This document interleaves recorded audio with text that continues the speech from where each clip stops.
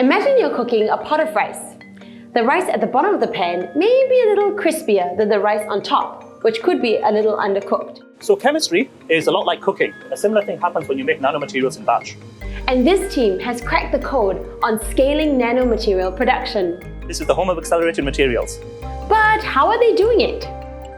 And which industries will be most impacted by their technology? Let's take a look around the lab. Here are 3 things you need to know.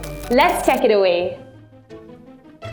So nanomaterials essentially are very, very small. So these are the 1/1000th of a meter. You cannot see it with your eyes. And these materials, which are both man-made and naturally occurring, are found virtually everywhere, including COVID-19 vaccines to boost performance. But it's not just pharma where these additives prove critical.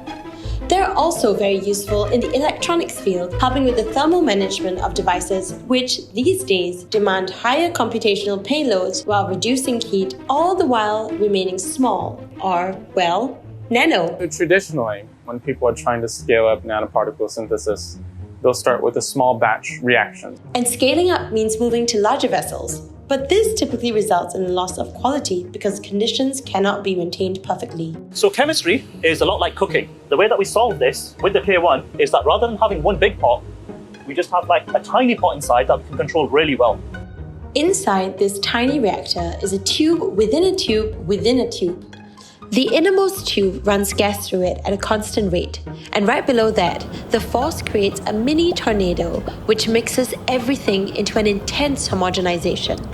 In annular flow, essentially your gas is flowing at such a high velocity relative to the liquid that it forces the liquid into a microfilm. Now, the team didn't just stop at providing hardware for clients. They looked at a software solution as well. So the way in which chemists, like myself, currently work is that we will just try recipes until we find something that works. It can take them months or years to come up with the recipe for this material that hasn't been made before. This is where our technology comes in.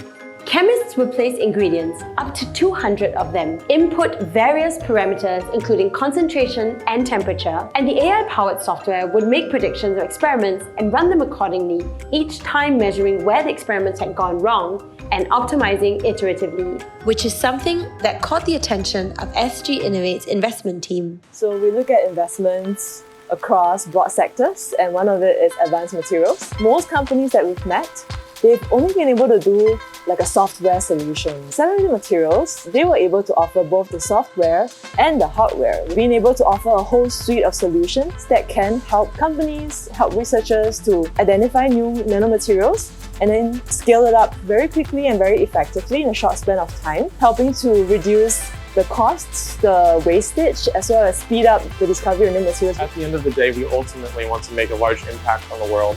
I work with a lot of talented scientists and engineers, so every day I learn something new from them. Just having a community, having a team who share this vision, but who also get along together, encourages you to keep going.